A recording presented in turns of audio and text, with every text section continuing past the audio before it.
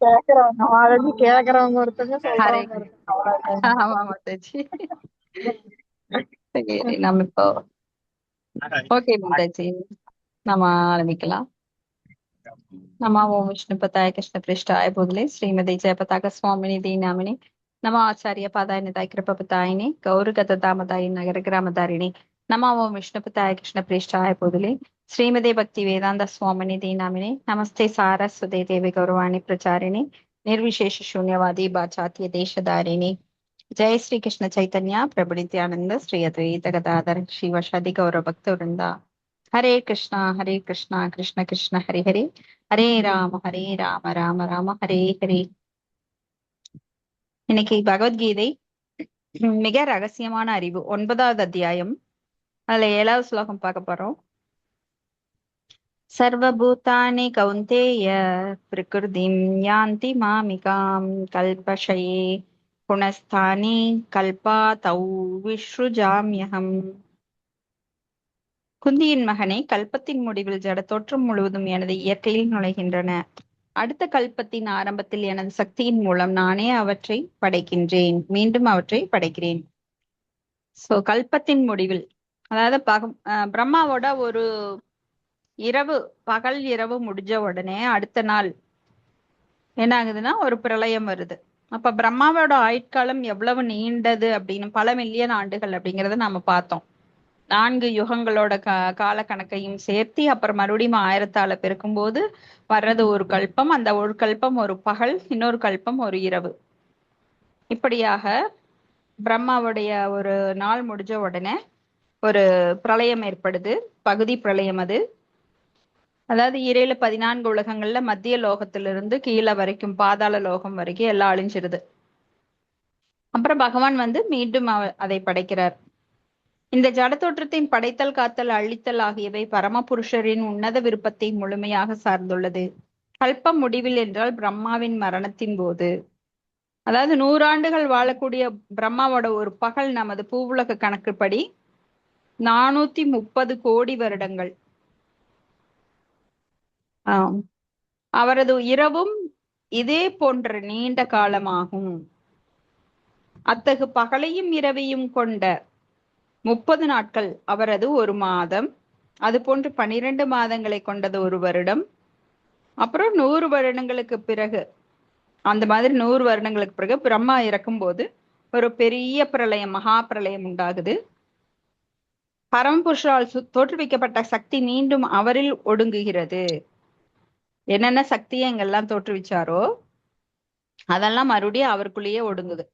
மீண்டும் பிரபஞ்சத்தை தோற்றுவிப்பதற்கான தேவை உண்டாகும் போது அவரது இச்சையால், அவர் விருப்பப்படும் போது அது மறுபடியும் நடக்குது. பகுஷ்யாம் அப்படின்னா நான் ஒருவனே ஆனாலும் பலவாக ஆனேன் அப்படிங்கிறது வேத வாக்கு. சாந்தோக்கிய உபனிஷம் 6.2.3. அவர் தன்னை இந்த ஜடவுள் சக்தியில் விரித்து கொள்ளும் போது முழு பிரபஞ்சமும் மீண்டும் படைக்கப்படுகிறது. சோ அவர் மறுபடியும் இந்த ஜடசக்தியில அவர் கான்சென்ட்ரேட் பண்ணும்போது, மயா தக்ஷேன பிரகிருதி சூயதேச சராச்சரம் கேதுனானேன கவுந்தேய ஜெகத் விபரிவர்த்ததை அப்படின்னு மறுபடியும் அவர் தனது கண் பார்வையாலே எல்லாத்தையும் படைக்கிறார். அப்ப மீண்டும் இந்த பிரபஞ்சங்கள் பூதுவா பிரிலியதே அப்படின்னு மீண்டும் மீண்டும் அழிக்கப்பட்டு மீண்டும் மீண்டும் தோற்றுவிக்கப்படுகிறது. அடுத்தது ஸ்லோகம் 8. பிரகிருதிம் ஸ்வாம் அதிஷ்டப்ய விஸ்ருஜாமி புனః பூதக்ராமம் இவம் கிருஷ்ணம் அவசியம் பிரகிருதேர் வசாத். பிரபஞ்ச தோற்றம் முழுதும் எனக்கு கீழ்ப்பட்டது. எனது விருப்பப்படி அது மீண்டும் மீண்டும் தானாக படைக்கப்பட்டு இறுதியில் எனது விருப்பப்படி அழிக்கப்படுகிறது. சோ இது பகவானின் விருப்பப்படி இது தோற்றுவிக்கப்பட்டு அழிக்கப்படுகிறது. யார நினைச்சாலும் இதை தோற்றுவிக்க முடியாது, படைக்க முடியாது, அழிக்க முடியாது. எல்லாமே பகவானின் விருப்பத்தை சார்ந்தது. ஏன்னா அவர்தான் எல்லா காரணங்களுக்கும் காரணமாக எல்லாமாகவும் இருக்கிறார். அவர் சுதந்திரமானவர், ஸ்வராட். நம்மளுக்கு அப்படி சுதந்திரம், தனிப்பட்ட சுதந்திரம் கிடையாது. பொருளுரை: பரமபுருஷ பகவானின் தாழ்ந்த சக்தியின் தோற்றமே இந்த ஜட உலகம். இதை பல முறை நாம சொல்லியிருக்கிறோம். அதாவது அவரது வெளிப்புற சக்தியினால இந்த ஜட உலகம் தோற்றுவிக்கப்படுகிறது. மாயா சக்தி, மகாமாயா. யோக மாயாங்கிறது அந்தரங்க சக்தி. அப்ப இந்த ஜடசக்தி மகத்தத்துவமாக விடுவிக்கப்படுகிறது. மகத்தத்துவம் அப்படின்னா இந்த வானில பௌதிக எல்லைக்கும் ஆன்மீக எல்லைக்கும் நடுவுல மகத்தத்துவம் அப்படிங்கிற ஒரு வானம். அதுல 24 மூலக்கூறுகள் பகவான் வைக்கிறார். சோ பகவானின் முதல் புருஷ அவதாரமான மகாவிஷ்ணு அதுல நுழையிறார். இந்த ஜடசக்திக்குள்ள முதல் புருஷரான மகாவிஷ்ணு அல்லது சீரோதக சாய், கர்ப்போதக சாய், சீரோதக சாய் விஷ்ணு, கர்ப்போதக சாய் விஷ்ணு, அப்புறம் காரண உதக சாய் விஷ்ணு. காரண உதக சாய் விஷ்ணு, சாரி, சீரோதக சாய் விஷ்ணு 3வது விஷ்ணு, காரண உதக சாய் விஷ்ணு அல்லது மகாவிஷ்ணு என அழைக்கப்படுகிறார். அவர் நுழையிறார். அவர் நுழையில எல்லாத்தையும் படைக்கிறார். அதாவது அண்டங்களை, சுவாசத்தின் போது எண்ணற்ற அண்டங்களை படைக்கிறார். அவை ஒவ்வொன்றிலும் மீண்டும் கர்ப்போதக சாய் விஷ்ணுவாக நுழையிறார். இந்த புருஷ அவதாரங்கள் கண்டிப்பா எல்லாருக்கும் தெரிஞ்சிருக்கணும். இதை தெரிந்தவர்கள் மீண்டும் பிறப்பதில்லை. அப்ப புருஷ அவதாரங்களான 3 விஷ்ணுக்களை பற்றி தெரிந்திருப்பவர்கள் மீண்டும் பிறப்பெடுப்பதில்லை அப்படின்னு அதனோட முக்கியத்துவம் இதுல இருந்தே நம்மளுக்கு தெரியுது. அப்போ ஃபர்ஸ்ட் விஷ்ணு யாரு? ஸ்ரீ மகாவிஷ்ணு அல்லது காரண உதகசாயி விஷ்ணு. 2 பேர் இருக்கு அவருக்கு. அதாவது மகாவிஷ்ணுன்னு சொல்லலாம், காரண உதகசாயி விஷ்ணுன்னு சொல்லலாம். அவர் காரண கடல்ல படுத்துட்டு அண்டங்களை எல்லாம் தமது சுவாசத்திலிருந்து விடுவிக்கிறார். பெரிய பெரிய அண்டங்களை அவர் படைக்கிறார். 2வது விஷ்ணுவான கர்ப்போதக சாய் விஷ்ணு கர்ப்போதக கடல்ல இருந்துட்டே அவர் நகர வேண்டிய அவசியமெல்லாம் நினைச்சாலே போதும். எல்லா பகவான் எந்த அவதாரம் எடுத்தாலும் அவர் கைய காலை யூஸ் பண்ணணுங்கிற அவசியம் இல்ல. இப்ப கர்ப்போதக சாய் விஷ்ணு ஒவ்வொரு பிரபஞ்சத்துக்குள்ளேயும் அவர் சக்திகளாக நுழைகிறார். இப்படி இந்த பிரபஞ்சம் எல்லாம் படைக்கப்பட்டு அதெல்லாம் ஒர்க் ஆகுது. அதெல்லாம் தன்னாப்புல மேல பந்து மாதிரி மிதந்து சுழலுது. அப்புறம் அந்த கர்ப்போதக சாய் விஷ்ணு கிட்ட இருந்துதான் பிரம்மா வர்றார், அவரோட நாபிக்கமலத்திலிருந்து. அப்புறம் அவர் படைப்பை ஏற்படுத்துறார். படைப்பை ஏற்படுத்தி எல்லா உயிரினங்களையும் உருவாக்குறார். ஆனா எதுவுமே வேலை செய்யல. கண் இருக்குது, காது இருக்குது, ஆத்மா இருக்குது. ஆனா யாராலையும் ஒண்ணும் செய்ய முடியல, கைய கால ஆட்ட முடியல. ஏன் அப்படின்னா பரமாத்மா கிடையாது. அப்போ சீரோதக சாய் விஷ்ணு ஒவ்வொரு அணுவுக்குள்ளேயும் நுழையிறார். என்னவா? பரமாத்மாவா. முதல்ல ஒவ்வொரு பிரபஞ்சத்துக்குள்ளேயும் பரமாத்மாவா காரண உதக சாய் விஷ்ணு நுழையிறார். 3வது கர்ப்போதக சாய் விஷ்ணு நுழையிறாரு. 3வது சீரோதக சாய் விஷ்ணு ஒவ்வொரு அணுவுக்குள்ளேயும் ஒவ்வொரு ஜீவராசிக்குள்ளேயும் அவர் பரமாத்மாவா நுழையிறார். இப்படி ஜீவாத்மாக்களை பொறுத்தவரை அவர்கள் இந்த ஜடை இயற்கையில் கருவூட்டப்படுகின்றனர். ஒரு தாய் கருவூட்டப்படுறா அப்படின்னா தந்தையோட உதவி தேவை.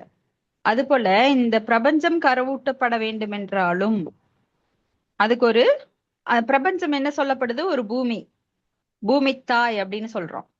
அந்த பூமி தாயை யார் கருவூட்டுறா?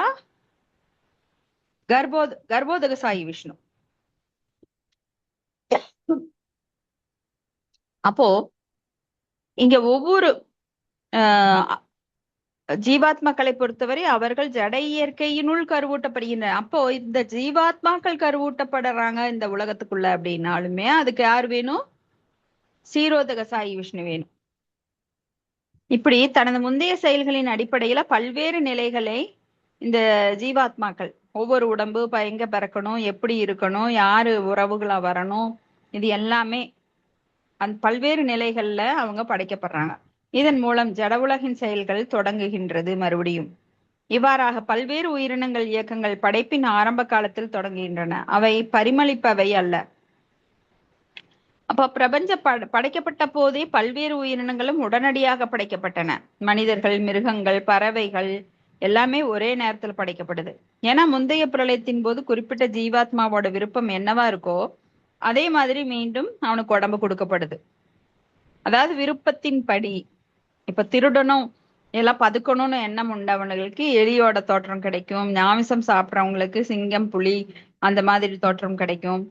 சோ தூங்குறோம்னு நினைக்கிறவங்களுக்கு கரடியோட உருவம் கிடைக்கும். ஏன்னா கரடி ரொம்ப நாள் தூங்கிட்டே இருக்கும். அப்புறம் நீர் மேல ஆசை இருக்கிறவங்க, நீர் விளையாட்டுல விளையாடணுங்கிறவங்களுக்கு திமிங்கலம், சுறா, மீன், டால்பின் இப்படி ஏதாவது ஒரு நீர்வாழ் உயிரினங்கள் எவ்வளவோ இருக்கு. அதுல ஒரு தோற்றம் கிடைக்கும். இப்படி அவங்க அவங்களோட விருப்பத்திற்கு ஏற்ப உடல் கொடுக்கப்படுது. இப்ப படைப்பில் ஜீவாத்மாக்களுக்கு எந்த பங்கும் கிடையாது என்பதை அவசம் அப்படிங்கிற சொல் மூலமா நம்ம புரிஞ்சுக்கலாம். ஏன்னா ஜீவாத்மாக்கள் நாமெல்லாம் வந்து இந்த உலகத்தை எல்லாம் படைக்கிறது கிடையாது. எப்படி ஒரு பில்டிங் கட்டணும்னா ஒரு இன்ஜினியர் வேணும், அங்க வந்து கொத்தனார் வேணும், அப்புறம் மற்ற ஆள்கள் வேணும், அப்படியெல்லாம் இங்க கிடையாது. பகவான் மட்டுமே அதை எல்லாம் படைத்து காத்து அளிக்கிறார். சோ ஜீவாத்மன் முந்தைய படைப்பில் முந்தைய வாழ்வில் ஜீவாத்மாவின் நிலை என்னவோ அந்நிலை மீண்டும் வெளிப்படுகிறது. அவரது விருப்பம் போதும், இவை அனைத்தும் தானாக நிறைவேறிவிடும். பகவானோட விருப்பம் இருக்கிறதுனால அதெல்லாமே இந்த படைப்பு, அழித்தல், காத்தல் எல்லாமே தானா நடக்குது. அதே போல இந்த ஜீவராத்மாக்கள் எந்த நிலையில் அவர்கள் உடலை விடுகிறார்களோ அதே நிலையை மீண்டும் அங்க வந்தடைகிறாங்க. பகவானோட உடம்புல இருந்து அவ்யக்த நிலையிலிருந்து இப்ப வியக்தித்துவம், அதாவது தோன்றாத நிலையிலிருந்து ஒரு உருவமாக மாறி அந்த உடல் எடுத்து இங்க வர்றாங்க. அவங்கவுங்க உணர்வுப்படி யார் சத்துவகுணத்துல அதிகமா இருந்தாங்களோ, யாரு ரஜோகுணத்துல அதிகமா இருந்தாங்களோ, யாரு தமோ குணத்தை அதிகமா வெளிப்படுத்தினாங்களோ, இறக்கும் போது அதேதான் எல்லாம் கூட்டி கழிச்சு பார்த்து எது அதிகமா இருக்கு, ஓ தமோ குணத்துல நீ அதிகமா செயல்பட்டிருக்க, அப்ப நீ மனிதனா பிறக்க குடல் ஆக்கி இல்ல அப்படின்னு சொல்லி அவனுக்கு ஒரு மிருகத்தோட உடம்பு கிடைக்கும். சோ ரஜோகுணத்துல இருக்கிறவனுக்கு ஏதாவது ஒரு மனித உருவம் கிடைச்சாலுமே அவன் பிராமணனாவோ இல்ல வைஷ்ணவ குடும்பத்திலயோ பிறக்கிறது இல்ல, பணக்கார குடும்பத்திலயோ. அவன் வந்து ஒரு மிடில் கிளாஸ்ல ரொம்ப மோசமான ஃபேமிலியில மோசமான சூழ்நிலையில பிறக்க நேரிடலாம், மனித உரு கிடைச்சாலுமே. சோ நல்ல பக்தி பண்ணினவங்க, ஓரளவுக்கு பண்ணினவங்க அந்த பக்தி புண்ணியத்தினால பிராமண குடும்பத்திலயோ இல்ல வைஷ்ணவ குடும்பத்திலயோ பணக்கார குடும்பத்திலயோ பிறந்து அவங்க மறுபடியும் பக்தி பண்றதுக்கு வாய்ப்பு அளிக்கப்படுது. ஆனா பணக்கார குடும்பத்துல பிறக்கிறவன் அவ்வளவு சீக்கிரம் பக்தி எடுத்துக்க மாட்டான். ஏன்னா பாகவதத்துல குந்தி தேவி சொல்றாங்க, அஹ் ஜென்ம சுதஸ்ரீ ஐஸ்வர்யா அப்படின்னு. யாருக்கு அழகு இருக்கோ இல்ல செல்வம் இருக்கோ உயர்குடி பிறப்பு இருக்கோ அல்லது ஒரு கல்வியாளனோ பண்டிதனா இருக்கிறவன் அவ்வளவு சீக்கிரம் பக்திக்கு வரமாட்டான் அப்படின்னு. சோ ஏன்னா இவங்களெல்லாம் செல்வம் இருக்கிறவங்க அதுக்கு பின்னாடியே ஓடிட்டு இருப்பாங்க. செல்வம் அவங்க கண்ட்ரோல் இருக்காது, செல்வம் தான் அவங்கள துரத்திட்டு இருக்கும். அழகு இருக்கிறவங்க பாத்தீங்கன்னா ஆக்டிங் அந்த மாதிரி ஃபீல்டுல போயிடுவாங்க. அழகா இருக்கிறவங்க அவங்களுக்கு தானா சொத்தும் அமைஞ்சிரும், அழகை வச்சு அவங்க சம்பாதிக்க ஆரம்பிச்சிருவாங்க. அதே போல உயர்குடி பிறப்பு ராஜா பரம்பரையிலிருந்து வந்தவங்க, அதனால அந்த கர்வம் அகங்காரம் வந்து அவங்கள சீக்கிரம் பக்தி பண்ண விடாது. ஏன்னா பகவானுக்கு தாசனா இருக்கணுங்கிறது ஏத்துக்காது மனசு. அதே போல இன்னொருத்தர் யாரு, அந்த ஞானிகள், நிறைய படிச்சவங்க, அவங்கெல்லாம் அவ்வளவு சீக்கிரம் பக்திக்கு வர மாட்டாங்க. இப்படி பல்வேறு உயிரினங்கள் விருப்பங்களை பூர்த்தி செய்வதற்காகவே இவ்வுலகம் படைக்கப்படுது. எனவே இறைவன் இதில் ஈடுபடுவதில்லை. சோ இங்க வந்து ஆஹ் பற்பல உயிரினங்களை படைத்த பின் அவருக்கு உயிரினங்களுடன் எந்த தொடர்பும் கிடையாது. ஏன்னா நம்மளோட சுதந்திரத்துல அவர் தலையிடுறது கிடையாது. இப்ப நான் டாக்டராக ஆசைப்பட்டேன், இன்ஜினியராக ஆசைப்பட்டேன், ஆனா எனக்கு பிராப்தம் இல்லை, புண்ணியம் இல்லை, அதுக்கு தகுந்த புண்ணியம் இல்லை.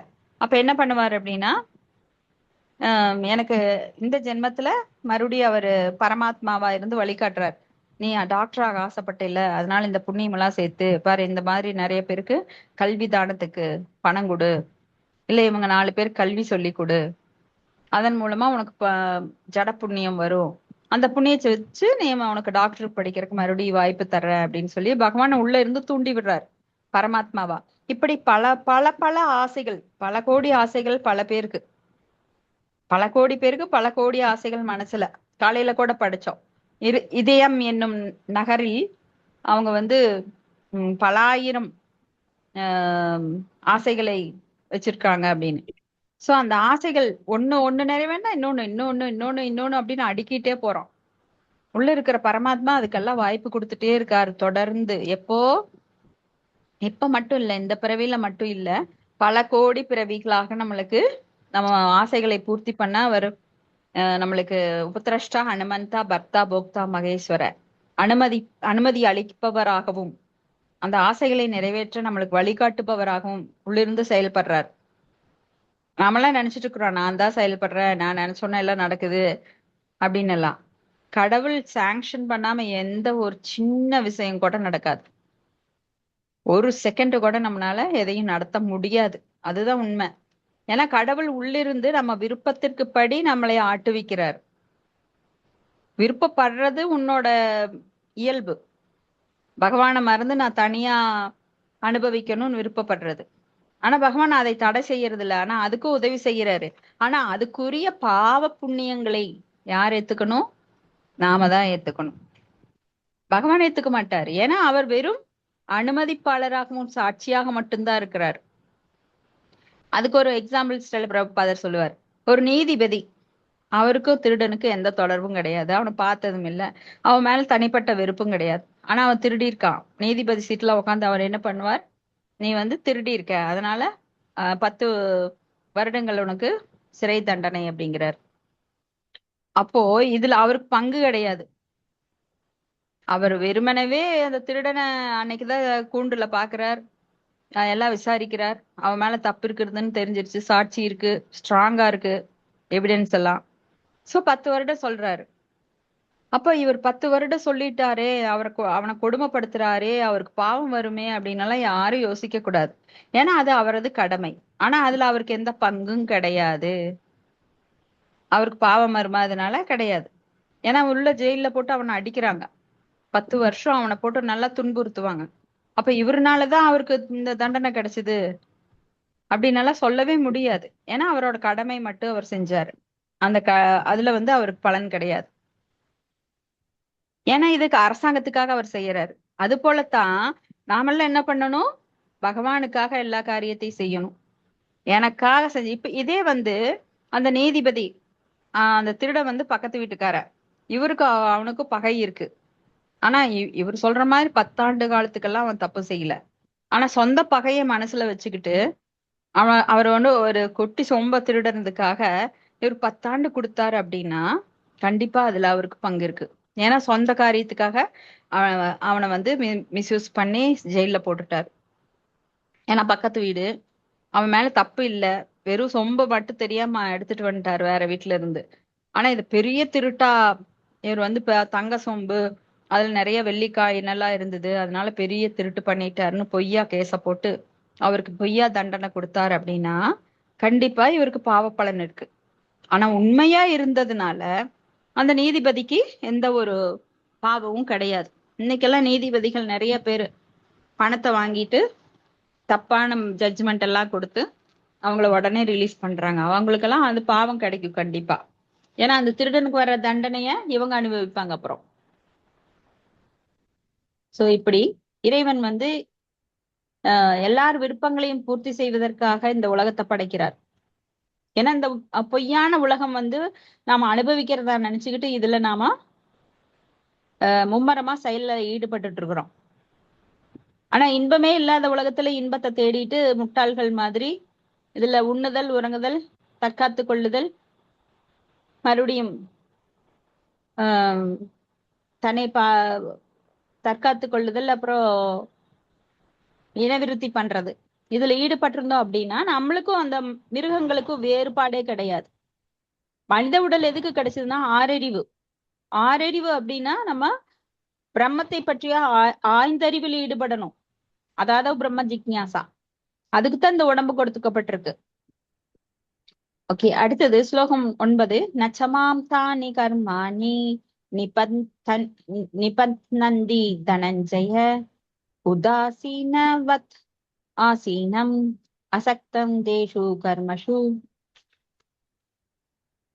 தனஞ்சயனே, இச்செயல்கள் எதுவும் என்னை பந்தப்படுத்த முடியாது.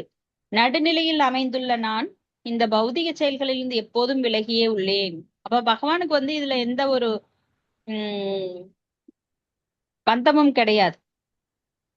பந்தம் அப்படின்னா இப்ப நாமெல்லாம் ஒரு குழந்தை இருக்கோ, ஒரு கணவனோ இல்ல அம்மாவோ அப்பாவோ யாராவது தவறிட்டாங்கன்னா நம்ம என்ன பண்ணுவோம்? ஐயோ போயிட்டியே, ஐயோ போயிட்டியே அப்படின்னு அந்த உடம்ப நினைச்சு கஷ்டப்படுவோம்.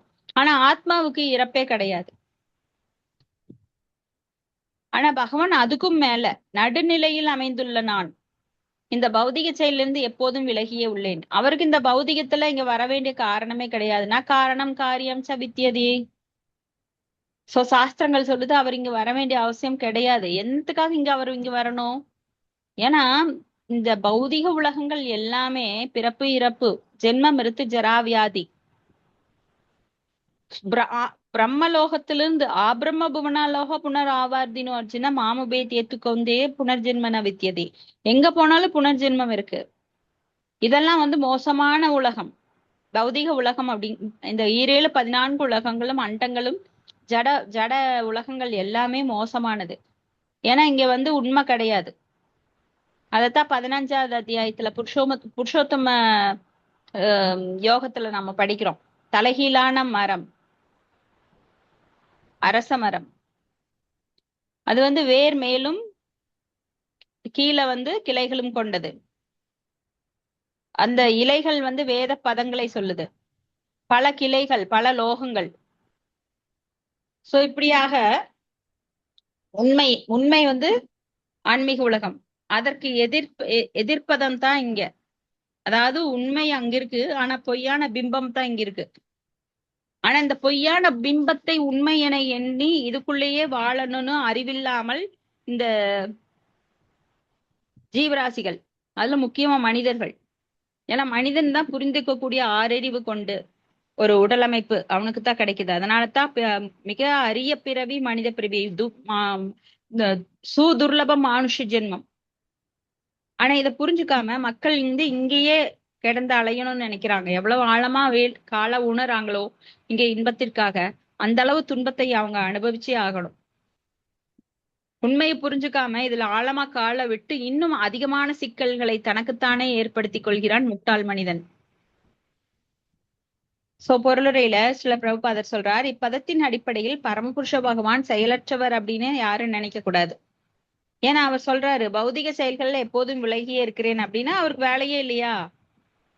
அவர்தான் எல்லாத்துக்கும் காரணம். நம்ம செய்யற செயல்களுக்கும் அனுமதி அளிப்பது அவர்தான்.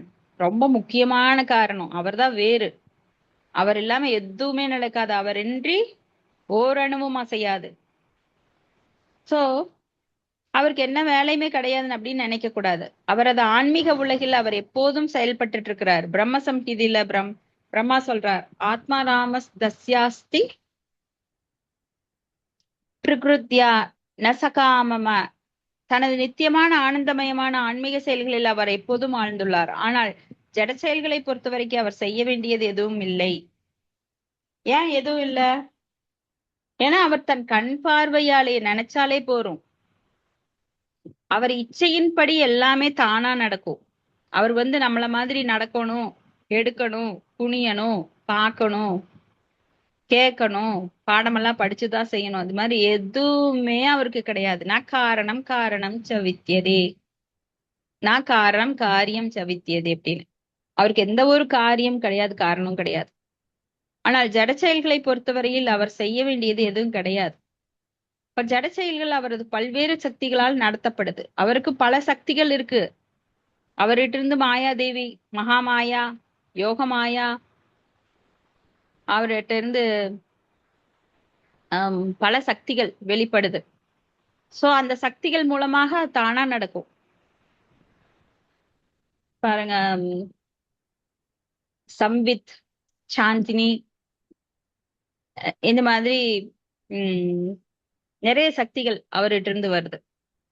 ஆனந்தமய சக்தி ஸ்ரீமதி ராதாராணி, இப்படி அவர்கிட்ட இருந்து வெளிப்புற சக்தி, தடச சக்தி, அந்தரங்க சக்தி, இப்படி நிறைய சக்திகள் அவர்கிட்ட இருக்கு. அப்ப படைக்கப்பட்ட இவ்வுலகில் ஜட செயல்கள் பகவான் எப்போதும் நடுநிலையில் இருக்கிறார். இந்த அதாவது சமூகம் சர்வபூதேசும் நமேத்வேசியோஸ்தின பிரியக அப்படிங்கிறார். அதாவது எல்லார்கிட்டையும் அவர் சமமா இருக்கிறார். இந்த நடுநிலை உதாசீனவத் அப்படிங்கிறது மூலமா இங்க சொல்லப்படுது. அதாவது ஜட உலகின் ஒவ்வொரு மிகச்சிறிய விஷயத்தின் மீதும் அவரது கட்டுப்பாடு உள்ளது என்ற போதிலும் அவர் நடுநிலையில் இருக்கிறார். எனக்கு இவன் பிடிச்சவன் இவன் பிடிக்காதவன் அப்படின்னு இருமைகள்லாம் அவர்கிட்ட கிடையாது. ஆனா பக்தர்கள் தூய பக்தர்களாக ஒருவன் மாறும்போது, தூய பக்தனாக பகவானுக்காகவே தன் வாழ்வை அர்ப்பணிக்கும் போது, அதே ஸ்லோகத்துல என்ன சொல்றாருன்னா, எல்லாரையும் சமமா நான் பாக்குறேன் அப்படின்னுட்டு, ஏ பஜந்தி துமாம் பக்தியா மை தேஷு சாப்பியகம் அப்படிங்கிறார். ஆனாலும் எனது பக்தன் எனக்கு மிக பிரியமானவன். அப்போ ஒரு பக்தனாகும் போது அவனது தலைவிதியே மாறிடும்.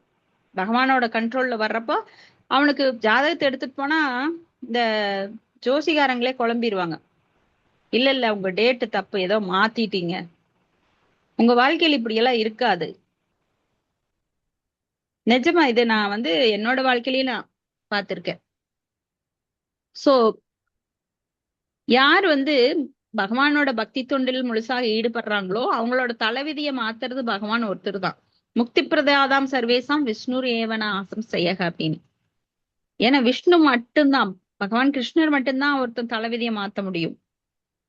ஈவன் சிவனோ பிரம்மாவோ அங்க மாத்த முடியாது. ஆனா அவங்க விருப்பங்களை வேணா, நிறைய வரங்களை வேணா தரலாம், பௌதிக விருப்பங்களை நிறைவேற்றலாம். ஆனா உங்க தலைவிதியெல்லாம் மாத்தணும்னா பகவான் கிருஷ்ணர் விஷ்ணு மட்டும்தான் முடியும். சோ இங்க இங்க அதே பாருங்க, தனது இருக்கையில் அமர்ந்துள்ள உயர் நீதிமன்ற நீதிபதி இதற்கு உதாரணம். அவரது கட்டளைப்படி பல விஷயங்கள் நடக்கிறது. சிலருக்கு மரண தண்டனை கொடுக்கப்படுது, சிலருக்கு சிறையில் அடைக்கப்படுறாங்க, சிலர் செல்வத்தை திரும்ப வாங்குறாங்க. இருப்பினும் அவர் நடுநிலையில் இருக்கிறார். லாபத்திலோ நஷ்டத்திலோ அவருக்கு எந்த பங்கும் கிடையாது. சோ ஒருத்தங்கிட்ட இருந்து திருடுனா அவனுக்கு பணம் கொடுங்க அப்படின்னா எனக்கு கமிஷன் அது வேணும் அப்படின்னு நீதிபதி சொல்ல மாட்டார். அந்த லாபத்திலையும் பங்கு கேட்க மாட்டார். திருடனுக்கு கொடுக்கிற மரண தண்டனை அல்லது ஆயுள் தண்டனை இல்ல சிறை தண்டனையில அவருக்கு எந்த நானும் போய் அது காரணம் ஆயிட்டேனேன்னு அழுக மாட்டார் உட்கார்ந்து. அவர் லாபத்திலும் நஷ்டத்திலும் அவருக்கு எந்த பங்கு கிடையாது நீதிபதிக்கு. அது போல எல்லா செயல்களிலும் தனக்கு அதிகாரம் உள்ள போதிலும் கடவுள் எப்போதும் நடுநிலை வகிப்பார். அவர் என்ன வேணா பண்ணலாம், ஆனா நடுநிலையாத்தான் இருக்கார். வேதாந்த புஸ்தகத்தில் சொல்லப்பட்டிருக்கு, அவர் ஜட உலகின் இருமையில் இருப்பதில்லை, அந்த இருமைகளுக்கு அப்பாற்பட்டவர். அந்த ஜட உலகினை படைப்பதிலும் அழிப்பதிலும் கூட அவருக்கு பற்று கிடையாது. நான் அதை செய்யறேன் பாரு, நாமெல்லாம் இப்ப ஒன்ன செய்யறோம் அப்படின்னா அதுல ரொம்ப ஆர்வம் காட்டுவோம். சரி என்னால பாரு எவ்வளவு பெரிய ப்ரொடக்ஷன் ஏற்படுத்த முடியுது. இப்போ ஒரு கார் கம்பெனியே இருக்கட்டும், அதுல பெரிய ஒரு சக்சஸ்ஃபுல்லான ஒரு கார் நல்ல வெற்றிகரமா மார்க்கெட்ல போகுது, அப்படியே ஒரு கர்வம் இருக்கும். ஆனா பகவானுக்கு அப்படியெல்லாம் கிடையாது. அவருக்கு எதெல்லாம் படைக்கிறதுல அழிக்கிறதுல எதுலயுமே பற்று கிடையாது. ஏன்னா இதெல்லாம் நாமளா தேடிக்கிட்டது, நம்மளுக்காகத்தான் பகவான் இந்த ஜெயில உருவாக்கி இருக்கார். அவருக்கு விருப்பம் இல்லை இந்த ஜெயில உருவாக்கணும், என் குழந்தைகளை கொண்டு போய் நான் துன்புறுத்தணும்னு அவருக்கு இஷ்டம் கிடையாது. நம்ம எல்லாருமே அவரோட குழந்தைங்க. அவர் நம்மளை திருத்தணும்னு தான் பாக்குறாரு. இப்ப நம்ம தண்டனை வருது அவர் சந்தோஷமா கொடுக்குறாரு நான் யாராவது நினைக்கிறீங்களா? கிடையாது. அவர் ரொம்ப கஷ்டப்பட்டுதான் இந்த இப்ப ஒரு குழந்தை, நான் 4 குழந்தை இருக்கு, அதுல 2 குழந்தை சரியா வீட்டுல அடங்கல, சினிமாக்கு போறாங்க, திருட்டுத்தனம் பண்றாங்க, நிறைய பேர்கிட்ட கம்ப்ளைண்ட் வருது. அப்ப அவங்க 2 பேரையும் கொண்டு போய் ஹாஸ்டல்ல விட்டுறாங்க அந்த பேரண்ட்ஸ். அவங்களுக்கு என்ன விருப்பமா? ஆனா அவங்க திருந்தணும் அப்படிங்கறக்காகத்தான் ஹாஸ்டல்ல விடுறாங்க. ஹாஸ்டல்ல பிரிஞ்சு இருக்கும்போது அவங்களுக்கு வார்டன் என்ன பண்ணுவார், காலையில நேரத்துல எழுப்புவார், 4 மணிக்கு எந்திரிக்கணும், எக்ஸசைஸ் பண்ணணும், கிரவுண்ட சுத்தணும், அப்புறம் படிக்கணும், அப்புறம் குளிக்கணும், அப்புறம் சாப்பிடணும், அப்புறம் கரெக்ட் டைமுக்கு ஸ்கூலுக்கு அனுப்பிச்சு விட்டுருவாங்க. இந்த மாதிரி ஹாஸ்டல்ல ஸ்ட்ரிக்டா இருப்பாங்க. அந்த தாய்க்கோ தந்தைக்கோ இஷ்டம் கிடையாது. அது மாதிரிதான் நாமெல்லாம் தவறு செய்ததால் இந்த உலகத்தை, இந்த ஜெயில உருவாக்கி இருக்கார், இதுக்குள்ள விட்டுருக்காரு. அப்ப இந்த ஜெயிலர் யாரு? மாயாதேவி. மாயாதேவி நம்மளுக்கு பனிஷ்மெண்ட் கொடுக்குறாங்க. அதாவது வாழ்க்கையில நாம நினைச்சதெல்லாம் நடக்கிற மாதிரி எதுவுமே அமைப்பு இல்ல. ஒரு சில சமயம் நடக்கலாம், அது நீங்க முன்னாடி செஞ்ச புண்ணியத்தின் விளைவு, முன்னாடி செஞ்ச பாவத்தின் விளைவை இப்ப அனுபவிக்கிறோம். அது போல நிறைய விதை விதைச்சு வச்சிருக்கிறோம். அது இனி நம்மளுக்கு வந்துட்டு இருக்குது பிராவர்த்த கர்மா. அப்பிராவர்த்த கர்மா கண்ணுக்கு தெரியாமையும் வந்துட்டு இருக்குது, இப்ப நடக்கிறது, இனிமேல் வரப்போறது அப்படின்னு தொடர்ந்து நாம பல விளைவுகள்ல சிக்கி இருக்கின்றோம். அதுக்கு சைக்கிள் செயின் மாதிரி சுத்திட்டே இருக்குது. ராட்டனத்துல ஏறி உட்கார்ந்து இறங்க முடியாத மாதிரி இந்த பிறப்பு இறப்பு மூப்பு பிணி அப்படின்னு பல பல உடல்களை எடுத்து நாம பல பல லோகங்கள்ல மாறி மாறி வேற வேற அம்மா வேற வேற அப்பா, பன்னியோட அப்பா, குதிரையோட அப்பா, இப்படி பல அப்பா அம்மாக்களை நாம சந்திச்சிட்டோம். எத்தனை எத்தனை அப்பனோ எத்தனை எத்தனை அம்மையோன்னு ஒரு அடியார் சொல்றார். அவ்வளவு மணல் மா கடல் மணலை எவ்வாறு எண்ண முடியாதோ அத்தனை பிறவி நான் எடுத்துட்டேன். இனியாவது எனக்கு உன்னை பற்றின அந்த ஞானத்தை கொடு பகவானே அப்படின்னு வேண்டுறார். சோ கடவுள் எதிலையும் தலையிடுறது இல்லை. நாம தான் நம்மளுடைய இச்சையினால, காமத்தினால, ஆசையே துன்பத்திற்கு காரணம். ஆசையை அதிகமா வளர்த்து வளர்த்து வளர்த்து அத இப்படி நம்மளை நாமளே சிக்க வச்சுட்டோம் உடம்புக்குள்ள. 9 வாயில் கொண்ட குடிலையில சிக்க வச்சுக்கிட்டோம். இப்ப எப்படி அந்த ஆத்மா வெளியேறதுன்னு தெரியாம நாம இப்பதான் அதுக்குரிய வழி கிடைச்சிருக்கு, எக்ஸிட். சோ நம்மெல்லாம் யாத்திரை பல கோடி வருடங்கள் ஆயிடுச்சு, பல ஜென்மங்கள் எடுத்தாச்சு. ஆனா இந்த ஜட உலகை விட்டு போகணுங்கிற எண்ணமே இப்பதான் நம்மளுக்கு வந்திருக்கு. எதன் மூலமா? சில பிரபுபாதர் மூலமா, பாகவதம் பகவத்கீதை மூலமா நம்மளுக்கு திரும்ப திரும்ப அந்த ஞானமானது நம்ம இதயத்துள் ஏற்றப்படி ஞான தீபேன பாஸ்வதா, அந்த ஞான தீபத்தை பகவான் ஏற்றுகிறார். அதன் மூலமா நம்மளுக்கு விடிவு காலம் வந்திருக்கு. இப்ப எப்படி வெளியேறதுன்னு தெரியாம ஒரு பெரும் காட்டுக்குள்ள கண்ணை கட்டி விட்ட மாதிரி இருந்த நாம இப்ப வழி தெரிஞ்சிருச்சு. ஒரு பக்தர் நம்மளை, குரு நம்மளை நான் கூட்டிட்டு போறவா, என் பின்னாடி வா அப்படின்னு சொல்றாரு. அப்ப குருவோடைய கட்டளையை ஏற்று அவரை நம்பி ஸ்ரத்தா, அவரை நம்பி நாம பின்னாடி போகணும். எப்படி வானத்துல பறவைகள் பறக்கும் பார்த்திருப்பீங்க. அது ஒரு பறவை முன்னாடி வழிகாட்டும், அதான் குரு. பின்னாடி எல்லா பறவையும் தொடர்ந்து போகும். ஆனா இதுல 2 பறவை 3 பறவை 10 பறவை இப்படி அப்படியே சோர்ந்து போய் நான் கீழே ரெஸ்ட் எடுத்துட்டு வரேன் அப்படின்னா அப்புறம் வழி தெரியாது. அதனால குருவோட கட்டளை ஏற்று தொடர்ந்து அவர் பின்னாண்ட நாம பயணிக்கணும். அடுத்தது ஸ்லோகம் 10. இது ரொம்ப முக்கியமான ஸ்லோகம். அடிக்கடி ஸ்ரீல பிரபுபாதர் கோட் பண்ணுவார். மயா தக்ஷேன பிரகிருதி சூயதே சசராச்சரம் ஹேதுநானேன கௌந்தேய ஜகத் விபரிவர்த்ததே. குந்தியின் மகனே, எனது சக்திகளில் ஒன்றான இந்த ஜட இயற்கை எனது மேற்பார்வையில் செயல்பட்டு அசைகின்ற மற்றும் அசையாதவற்றை எல்லாம் உண்டாக்குகிறது. அதன் ஆணைப்படி இந்த தோற்றம் மீண்டும் மீண்டும் படைக்கப்பட்டு அழிக்கப்படுகிறது. சோ மேற்பார்வையில், இது நல்லா புரிஞ்சுக்கணும். பார்த்தாலே போதும், படைத்து அழித்து காப்பது எல்லாமே தானா நடக்குது. அவர் எந்திரிச்சு உக்காந்து அதை எடுத்து இதை எடுத்து ஃபிட் பண்ணி அப்படியெல்லாம் அவர் இந்த ஜட உலகை உண்டாக்குறது கிடையாது. சோ மேற்பார்வையில் செயல்பட்டு, ஜட இயற்கை எனது மேற்பார்வையில் செயல்பட்டு பார்வையினாலேயே அசைகின்ற அசையாத எல்லாம் உண்டாக்குது.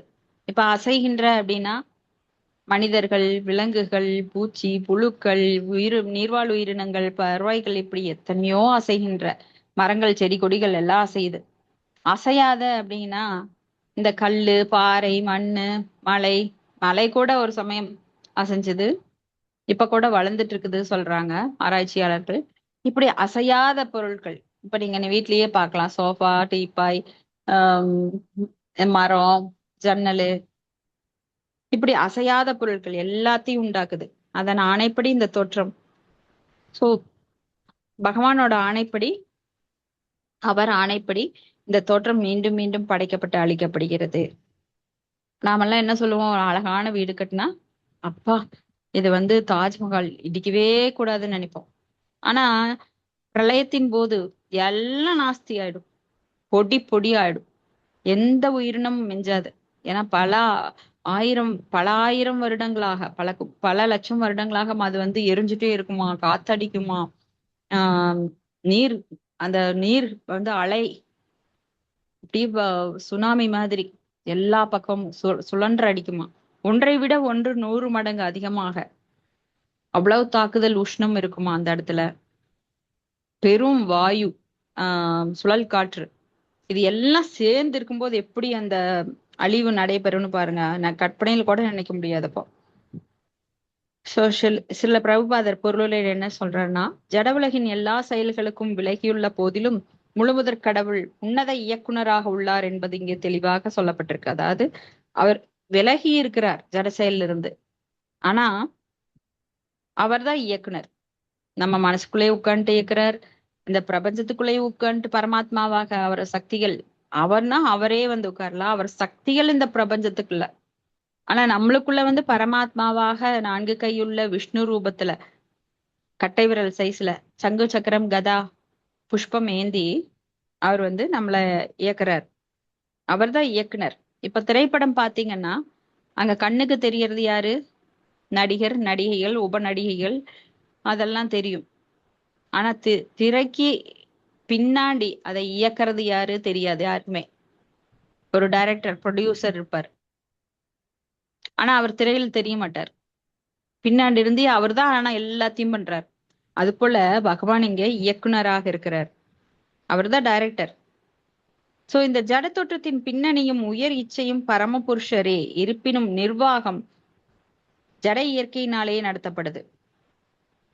சோ எல்லாத்துக்கும் பின்னாடி அவர்தான் இருக்காரு. அவருடைய இன்னொரு சக்தி என்ன?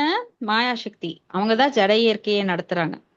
பற்பல உருவங்களிலும் இனங்களிலும் இருக்கும் எல்லா ஜீவாத்மாக்களும் தானே தந்தை, மாதா, தாத்தா, பிதா, மகக, நானே எல்லாருக்கும் தாய், தந்தை, பிதா, தாத்தா, எல்லாமே நான் தான் அப்படிங்கிறார். எல்லா உயிரினங்களுக்கும் அவர்தான் தந்தை. சோ தாயின் கருப்பையில் குழந்தைகள் விதையை அளிப்பவர் தந்தை. அது போல முழுமுதற் கடவுள் தனது பார்வையின் மூலம் எல்லா ஜீவாத்மாக்களையும் ஜட இயற்கையின் கருப்பையில் விதைக்கிறார். சோ நம்மளை இங்க யார் கொண்டு வர்றது? யாரு? பகவான் தான். பகவானுக்குள்ள தோற்றமில்லாத நிலையில உறைந்திருக்கும் நாம் அழிவின் போது அங்க போய் உறைஞ்சிடுறோம் பகவானோட உடம்புல. அதை மறுபடியும் அவர் எங்க வெளிப்படுத்துறார்? இந்த ஜட இயற்கையில. நம்மளோட விருப்பங்கள் இன்னும் நிறைய இருக்கு, ஆசைகள். ஆசைகளுக்கு தகுந்த மாதிரி உடம்ப கொடுத்து மறுபடியும் அனுப்புறார். இப்போ அப்போ இல்ல. இந்த ஆசையினாலதான் இப்படி நாம துன்பப்படுறோம். நம்மள துன்பம் வர்றப்பெல்லாம் ஏன் ஏன் ஏன்னு கேள்வி கேட்கிறோம் இல்லையா? அதுக்கு காரணம் இதுதான். ஏன்னா இறக்கும் போது நம்ம பகவானோட ஸ்மரணையில வரல. அவரோட ஸ்மரணையில வந்தாக்க நாம பகவானோட லோகத்துக்கு போலாம். ஆனா நான் பக்தியே பண்ணாதப்ப எப்படி அவரோட ஸ்மரணை வரும், அவரோட ஞாபகம் வரும்? அப்ப நான் என்ன நினைக்கிறேன்? நான் டாக்டராக விருப்பப்பட்டேன், ஃபாரின் போக விருப்பப்பட்டேன், நான் இன்ஜினியராக விருப்பப்பட்டேன், நான் ஒரு அழகான பெண்ணாக விருப்பப்பட்டேன், நான் ஒரு பெரிய வீரமுள்ள ஆணாக 10 பேரை சமாளிக்கிற அளவுக்கு, ஒரு குடும்பத்தை சமாளிக்கிற அளவுக்கு பெரிய ஒரு குடும்பஸ்தனா இருக்க ஆசைப்பட்டேன். இப்படி எத்தனை கோடி ஆசைகள். ஒரு சின்ன ஆசை இருந்து இறக்கும்போது நீங்க ஒண்ணுமே, நீங்க எல்லாம் பக்தி பண்ணிட்டீங்க, ஆனா கடைசியில ஒரு ஆசை வந்துருச்சு. அடடா, நான் வந்து சிங்கப்பூர் போகணும்னு ஆசைப்பட்டேன், அவ்வளவுதான், அடுத்த பிறவி உங்களுக்கு கண்டிப்பா அடுத்த உடம்பு சிங்கப்பூர்ல வந்துடும். ஏன்னா பிராப்தம் இருக்கு உங்களுக்கு. எதுவுமே ஆசைப்படாம கடைசியில ஒரு ஆசை மட்டும் பட்டுட்டீங்க. அப்படியா? இந்தா அதையும் முடிச்சுட்டு வா என்கிட்ட. உடனே அடுத்த பிறவி கிடைச்சிருது, உடம்பு கிடைச்சிருது. சிங்கப்பூருக்கு போனீங்களா, அப்புறம் மறுபடியும் அங்க ஜட செயல்கள்ல ஈடுபட்டீங்களா, அப்புறம் பாவ புண்ணியம் வந்துதா, மறுபடியும் அந்த புண்ணியத்துக்கு ஒரு உடம்பு கிடைக்குமா அனுபவிக்கிறதுக்கு? கூடவே பாவம் வருமா? சோ இது தொடர்கதை, முடிவே இல்ல. சோ இந்த ஆசைகளை பற்ற அறுப்பதுங்கிறது சாதாரண விஷயம் கிடையாது. யாரும் சாதாரணமா நினைச்சுக்க வேண்டாம். ஆனா முடிச்சிருவேன், இந்த பற்ற அறுத்துருவேன் அப்படின்னு. பகவானோட கால்ல விழுகணும், அவரை வந்து சரணடையணும். அவர்தான் நம்மை இந்த பற்றுக்களில் இருந்து வேற இருக்க முடியும். ஏன்னா மனசு நம்மளுக்கு பகவானோட பாதங்களை சரணடைவதில்ல, அடங்கல அப்படின்னா அவ்வளவுதான், முடிஞ்சது கதை. ஏன்னா அதுதான் ஒரே கதி. எல்லா வேதங்களும் உபனிஷங்களும் சாஸ்திரங்களும் சொல்றது ஒன்னே ஒண்ணுதான். ஹரே நாம ஹரே நாம ஹரே நாமைவ கேவலம் கலவு நாஸ்தியேவ நாஸ்தியேவ நாஸ்தியேவ கதிரண்யதா. இந்த கலியுகத்துல ஹரிநாமம் ஒன்றே, அது இல்ல அப்படின்னா அவ்வளவுதான், தீர்ந்தது. மறுபடியும் பிறப்பு, இறப்பு, முதுமை, நோய், அத்தியாத்மிகா, ஆதி பௌதிகா, ஆதி தெய்வீகா, 3 துன்பங்கள். தனக்குத்தானே ஏற்படுத்தி கொள்ளும் துன்பம், பிற ஜீவராசிகளால் உண்டாகும் துன்பம், இயற்கையால் ஏற்படும் துன்பம். இந்த 3ஐயும் அனுபவிக்கணும். பிறப்புன்னு இருந்தா, உடல்னு இருந்தா, கண்டிப்பா அந்த மூனை அனுபவிக்கணும். பிறப்பு, இறப்பு, மூப்பு, பிணி அதையும் அனுபவிக்கணும். ஏன்னா இது துக்காலயம், அசாஸ்வதம், அனித்யம், அசூகம். சோ பகவான் தான் இந்த கற்பையில ஜீவாத்மாக்களையும் ஜட இயற்கையின் கற்பையில விதைக்கிறார். அந்த உயிர்வாளிகள் தங்களது முந்தைய விருப்பத்திற்கும் செயல்களுக்கும் ஏற்ப பற்பல உருவங்களிலும் இனங்களிலும் வெளிவர்றாங்க. பல பல உருவங்கள், நம்மளுடைய இச்சைக்கு ஏத்த மாதிரி உடல் அமைப்பு, நம்மளுக்கு பொருத்தமா 84 லட்சம் உயிரினங்கள்ல நம்ம எண்ணங்கள் எப்படி செயல்பட்டதோ அதற்கேற்ப உடலை நம்மளுக்கு பொருத்தமா கொடுப்பாங்க. நாமெல்லாம் எவ்வளவு கால்குலேட் பண்ணினாலும் நம்மளாலெல்லாம் அந்த கால்குலேஷன் முடியாது. ஆனா பகவானுக்கு 33 கோடி தேவர்கள் இருக்காங்க. அவங்க எல்லாம் இததான், அவங்களுக்கெல்லாம் சிஸ்டம் கம்ப்யூட்டர் எல்லாம் கிடையாது. அவங்கெல்லாம் நம்மளை விட பல மடங்கு அவங்களோட டெக்னிக் வச்சிருக்காங்க.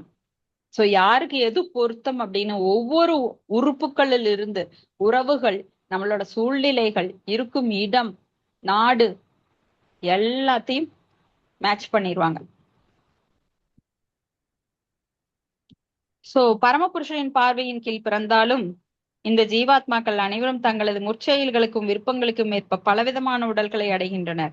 எனவே பகவானுக்கும் ஜட உலகுக்கும் நேரடி தொடர்பு கிடையாது. அவர் ஜட இயற்கையின் மீது தனது பார்வையை மட்டுமே செலுத்துகிறார். அந்த பார்வையினால் ஜட இயற்கை இயக்கம் பெற்றவுடன் அனைத்தும் படைக்கப்படுகிறது. நேரடி தொடர்பு கிடையாது. இப்ப எப்படி மன்னன் நேரடியாக எல்லா துறையிலும் ஈடுபட மாட்டார், அது போல பகவான் எல்லாத்துலயும் நேரடியா ஈடுபட வேண்டிய அவசியம் அவருக்கு கிடையாது. அவருக்கு நிறைய பேர் சேவை செய்ய காத்து கிடக்குறாங்க. சிந்தாம்னி பிரகர சத்ம சுகல்ப விரக்ஷோ லக்ஷாவிரதே சிசுரபிரபிபாலயந்தம் லக்ஷ்மி சகசிர சம்பிரமசேவியமானாம் கோவிந்தமாதி புருஷம் தமஹம் பஜாமி. கோடிக்கணக்கான லக்ஷ்மிகள் அவருக்கு பாத சேவை செய்ய தயாரா இருக்கிறாங்க. ஆயிரக்கணக்கான பசுக்கள், சுரபி பசுக்கள், ஆயிரம் இல்ல பல கோடி பசுக்கள், சுரபி பசுக்கள் பகவானோட லோகத்துல இருக்கு. உம் அங்க உம் அந்த கற்களால், சிந்தாமணி கற்களால பாவப்பட்டிருக்கு. கற்பக விருஷங்கள் நிறைய இருக்கு. இப்படி பகவானோட லோகம். அங்க அப்படி இருக்கிறப்போ அவர் இங்க வர வேண்டிய அவசியம் கிடையாது. ஆனால் நமக்காக வருகிறார். எப்படி ஒரு ராஜா ஜெயில இருக்கிறவங்கள பார்க்க போறார். அப்ப ராஜா ஜெயில சிக்கிட்டார் அப்படின்னு யாரும் சொல்ல மாட்டாங்க. அங்க இருக்கிறவங்கள பார்க்க போனா அவங்களுக்கு லக்கு. ஏன்னா ராஜாவோட கருணையினால 4 பேர் வெளியில வந்துருவாங்க. இவங்க நல்லா திருந்திட்டாங்க, இவங்களை நான் கருணையின் அடிப்படையில 4 பேரை கொடுங்க, வெளியில அனுப்பலாம் அப்படின்னு சொல்லி அவர் விடுவிக்கிறார். அது போல பகவான் இங்க வர்றப்போ அவர் இந்த ஜெயிலுக்குள்ள ஜெயில் தண்டனையை அனுபவிக்கிறதுங்கிறது கிடையாது. ஜெயிலுக்குள்ள இருந்து நம்மளை விடுவிக்கிறதுக்கு அவர் வர்றார். பகவான் வர்றப்ப அவரது லீலைகள் எல்லாம் பார்த்து அவர் கூட அசோசியேஷன் எடுத்து நிறைய பேரை கூட்டிட்டு போயிடுறாரு. திருப்பி இங்க இருக்கிற பல நல்ல உள்ளம் படைத்தவர்கள், அதாவது சத்துவகுணத்தில் இருக்கிறவங்கள அவர் கூட்டிட்டு போயிடுறார். பிராமண குணத்தில் இருப்பவங்கள. சோ அவர் பார்வையினால் ஜட இயற்கை இயக்கம் பெற்றவுடன் அனைத்தும் படைக்கப்படுகிறது. பரமபுருஷர் ஜட இயற்கையின் மீது தனது பார்வையை செலுத்துவதால் இதில் அவருக்கும் பங்குள்ளது. ஆனால் இதில் அவருக்கு நேரடி பங்கு கிடையாது. ஸ்மிருதியில் பின்வரும் உதாரணம் கொடுக்கப்பட்டிருக்கு. வாசனையுள்ள மலர் முன்னிருந்தால் அதன் மனம் நுகரும் சக்தியினால் உணரப்படுது. இருப்பினும் நுகர்ச்சியும் மலரும் ஒன்றிலிருந்து ஒன்று வேறுபட்டது. இப்போ நாம ஒரு மலர்கிட்ட இருந்து வாசனை வருதுன்னா வாசனை வேறு, அதனுடைய நாம நுகர்தல் வேறு. சோ வாசனை அந்த பூவுல இருந்து வருது, நுகர்ச்சி நாம மூக்கினால நடக்குது. இது போன்ற தொடர்பு ஜட உலகத்திற்கும் பரமபுருஷ பகவானுக்கும் இடையே உள்ளது. இந்த ஜட உலகில் அவர் செய்ய வேண்டியது எதுவுமே கிடையாது. எனினும் தனது பார்வையினால் படைத்து ஏற்பாடு செய்கிறார். சுருக்கமா சொன்னா பரமபுருஷர் பகவானின் மேற்பார்வையின்றி ஜட இயற்கையால் ஒன்றும் செய்ய இயலாது. இருப்பினும் முழுமுதற் கடவுள் எல்லா ஜட செயல்களிலிருந்தும் விலகி இருக்கிறார்.